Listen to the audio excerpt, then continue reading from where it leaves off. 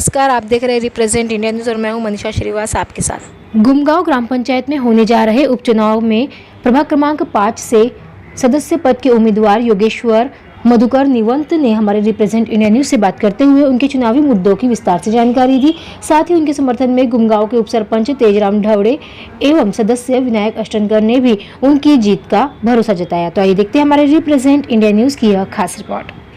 परिचय देऊन सांगा, तुमचे गुमगावमध्ये निवडणूक पोटनिवडणूक लागली आहे। आज तुम्ही तहसीलमध्ये आले आहे, चिन्ह वाटप झाले आहे, काय म्हणणार, काय चिन्ह तुम्हाला भेटलं आणि निवडणूकमध्ये उभे आहे काय आहे? माझं नाव योगेश्वर मधुकर निवंत आहे।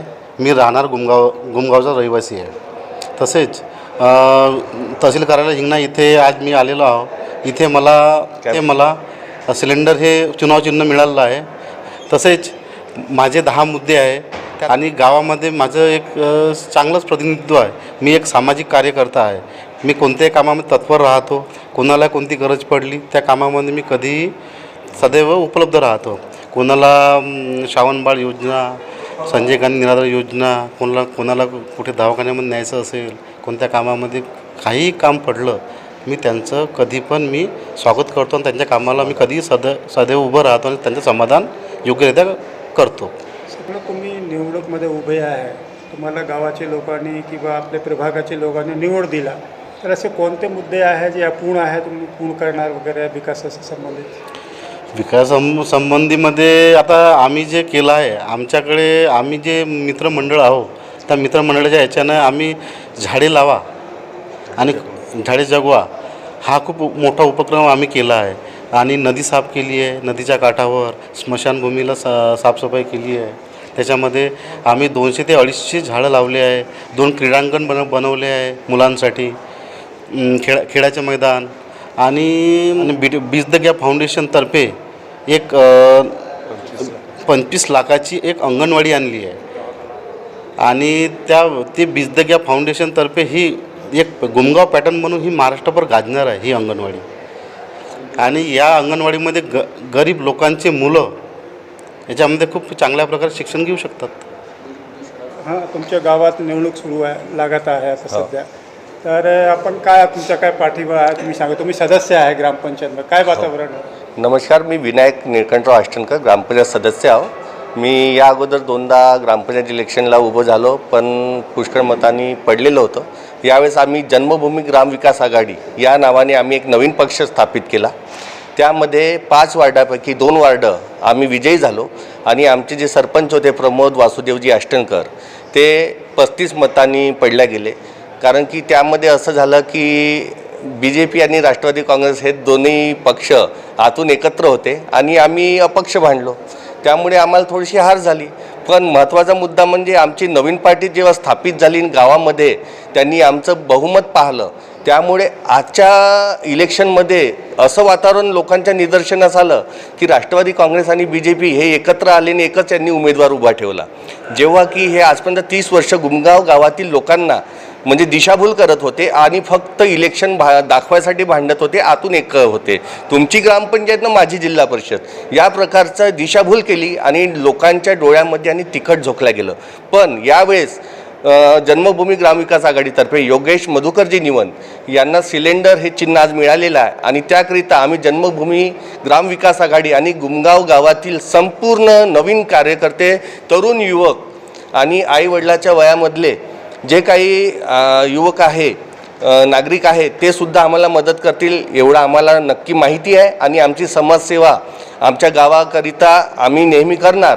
यामध्ये BTG ग्रॅप द फाउंडेशन भाऊंनी सांगितल्याप्रमाणे 25 लाखाची जी अंगणवाडी आहे ते आम्ही स्वतःहून त्यांना ओढून आणलेलं आहे आणि त्यांच्या सहयोगाने गुमगाव पॅटर्न म्हणून हे अंगणवाडी महाराष्ट्रभर गाजणार।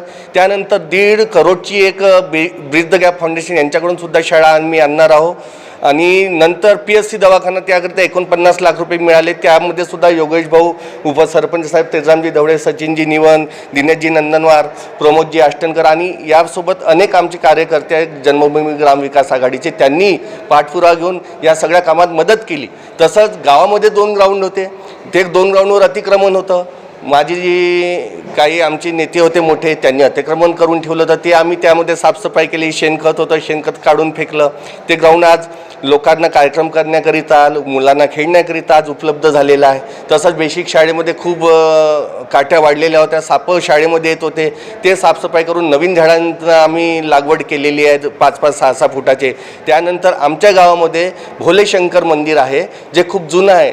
तिथे एक 2 व्हीलर जात नव्हती, किचड राहत होता. ते साफसफाई करून आम्ही नदीच्या काठाने झाडे लावलेली आहे. याबद्दल आम्ही तो व्हिडिओ पण नंतर शेअर करणारच आहोत तुम्हाला तुमच्या मदतीने. निवडणूक कधी लागणार आहे, कधी मतदान होणार आहे ते दिनांक सांगा. निवडणूक 28 तारखेला आहे आणि 28 तारखेला आम्हाला सगळ्यांच्या मदतीने आणि नवीन युवा पिढीच्या मदतीने योगेश मधुकर निवंत सिलेंडर या चिन्हावर यांना निवडून आणायचं आहे.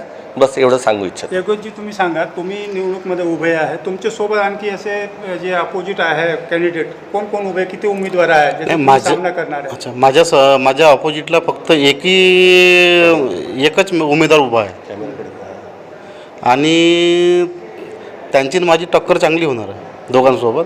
तुम्हाला पूर्ण विश्वास आहे की तुमचे प्रभागाचे जे मतदाता आहे तुम्हाला मत देणार आहे, तुम्ही बहुमताने विजय होणार असं तुम्हाला वाटतंय का? हो, माझे पूर्ण मतदान आहे. माझ्या वार्ड नंबर 5चे हे सर्व लोक, सर्व समाज, 2-3 4ही समाज आहे तिथे, ते 4ही समाज मला चांगल्या याच्याने प्रचंड बहुमताने विजय करतील अशी त्यांच्याकडून मी आशा करतो. तुमच्या गावात वार्ड क्रमांकच्या इलेक्शन आहे, पोटनिवडणूक होणार आहे, काय म्हणणार तुम्ही? परिचय देऊन सांगा. तर मी उपसरपंच तेजराम नथुजी ढवळे, ग्रामपंचायत गुमगाव. तर आता वार्ड नंबर 5 इथे हो घातलेली निवडणूक 28 तारखेला निवडणूक आहे आणि 28 एप्रिलला सकाळी 7:30 ते 5:30पर्यंत मतदान करता येणार आहे. आणि यावेळेसचा जनसमुदाय जो आहे तो जन्मभूमी पॅनलसोबत उभा आहे. विशेषतः तरुण पिढी आणि या तरुण पिढीच्या मागं असणारे आमचे अनुभवी मतदार जे आहे ते सुद्धा आमच्यासोबत आहे. तर गावासाठी करायचं झालं तर गावासाठी हे युवा पिढीची खऱ्या अर्थानं गरज आहे. कारण कारण करता करता जे जुनी पिढी आहे ते राजकारण करायला लागली आणि राजकारण करता करता हे दोन्ही गट एक झाले. पण हे एक झालेले गट मात्र आता लोकांना पटत नाही आहे. त्यामुळे आता हे जे नवीन मतदार आहे की ज्या नवीन जे जागरूक वोटर आहे ते जागरूक वोटर सर्व आमच्यासोबत उभे आहे. त्यामुळे आमचा या निवडणुकीमध्ये नक्कीच विजय होणार आहे आणि आमचे योगेश भाऊ निवंत ह्या समोरील बटन दाबून यावेळेस मतदार आम्हाला नक्कीच विजयी करतील अशी आम्ही मतदारांकडून अपेक्षा करतो आहे. धन्यवाद.